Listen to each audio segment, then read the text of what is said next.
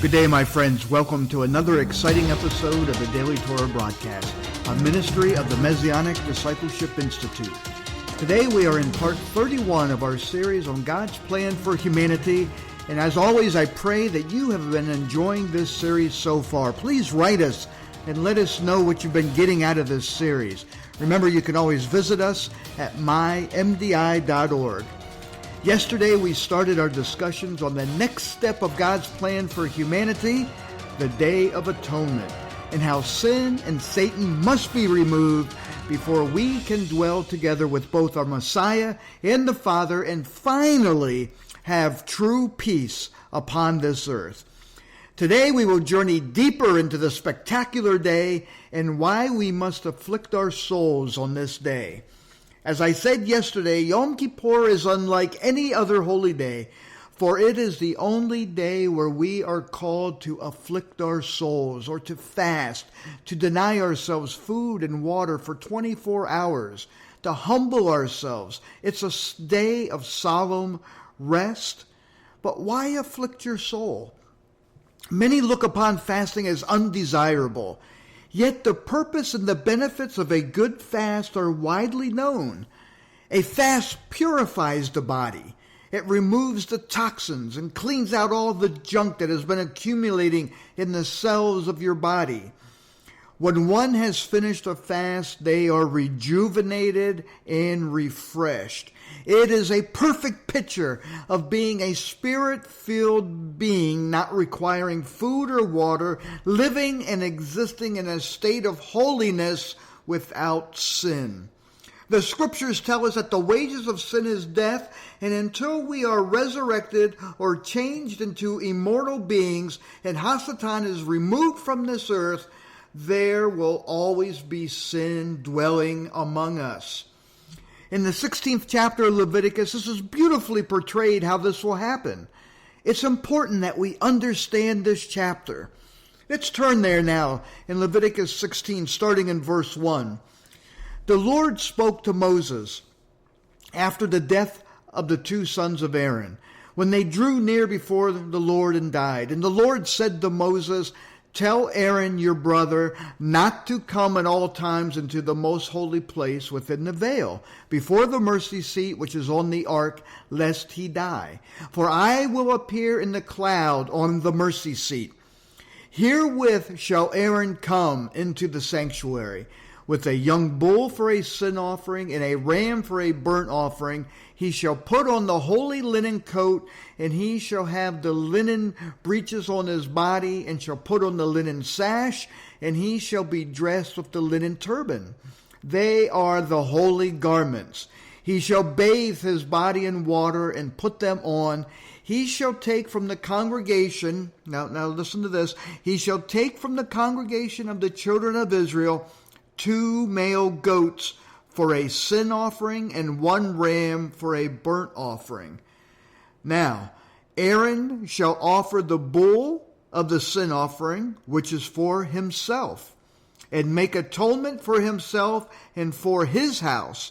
Then he shall take the 2 goats and set them before the Lord at the door of the tent of meeting. Aaron shall cast lots for the 2 goats, 1 lot for the Lord, and the other lot for Azazel. Aaron shall present the he-goat on which the lot fell for the Lord, and offer him for a sin offering. But the he-goat on which the lot fell for Azazel shall be presented alive before the Lord to make atonement for him, to send him away to Azazel, to the wilderness." And that's the ending of verse 10. This unique ceremony conducted by the high priest takes place once a year on the Day of Atonement, Yom Kippur. Notice there is 1 bull and 2 goats involved in this ceremony. The sacrifice bull is to make atonement for the high priest and his household. The 2 goats are chosen by lot, One to be sacrificed as a sin offering for the Lord, the other is for Azazel, and sent away into the wilderness. So who is this Azazel goat? Notice again, one goat is for the Lord and one is for Azazel, and is only found in the Hebrew scriptures in this passage. The Hebrew meaning for Azazel is the goat of departure or scapegoat. Now, many have supposed that this Azazel goat typifies Yeshua, but that is not entirely correct, as we shall see further along as the ceremonial details unfold. Another way to read this passage is one lot for the Lord and one lot for Hasatan.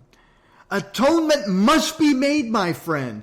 Notice this in Leviticus 16, verses 15 and 16. It says, "Then he shall kill the goat of the sin offering, that is for the people, and bring his blood within the veil, and do with his blood as he did for the blood of the bull, and sprinkle it on the mercy seat and before the mercy seat, and he shall make atonement for the holy place because of the uncleanness of the children of Israel, and because of their transgressions, even all their sins. And so he shall do for the tent of meeting that dwells with them in the midst of their uncleanness." Now the goat which God selected, my friends, through Lot to represent Yeshua in type was slain just as Yeshua was later slain when he dwelled upon the earth. Peter brings this out in 1 Peter chapter 2, verse 24. He says, "The sins of the people were borne by the goat, even as Yeshua once for all bore our sins on the tree." Right there it is. Do you see it? Do you see it, my friends? Peter tells us exactly what this goat represents.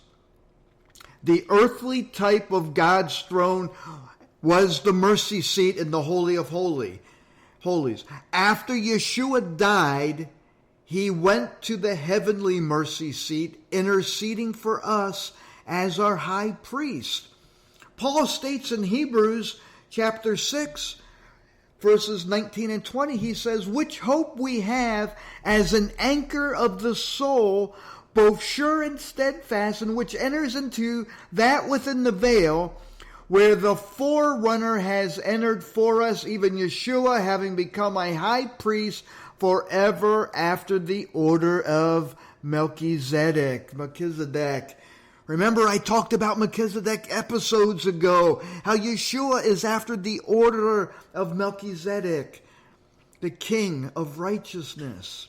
When the high priest took the blood within the veil to the mercy seat, typified the risen Yeshua, figuratively taking his blood once for all within the veil to the very throne of God in heaven, there to intercede for us as high priest. Oh, my friends, are you starting to see how wonderful and loving a high priest we have in Yeshua? Now, tomorrow, my friends, we're going to go a little deeper, and we're going to go further into our understanding of this vitally important topic. So until then, remember to share this on your social media and friends and families. Help us get this word out. Partner with us if you feel so led. Partner with us on this journey. Remember to visit us on mymdi.org. You can click on the giving menu option. Check out our free online classes that we have there. We're going to be adding more and more as time goes on. And so the fall holy days are now upon us, right? Are you ready for them? I hope that you are. I hope that you are ready. I hope that these messages that you've been listening to, and if you're not listening to them as the fall holy days are coming upon us, maybe you're catching them later, use them again when the time comes, when the holy day seasons come along. Go through these messages. So I hope they have blessed you. Drop us a line and let us know. Until tomorrow, my friends, Shalom Aleichem, peace and blessings to you all.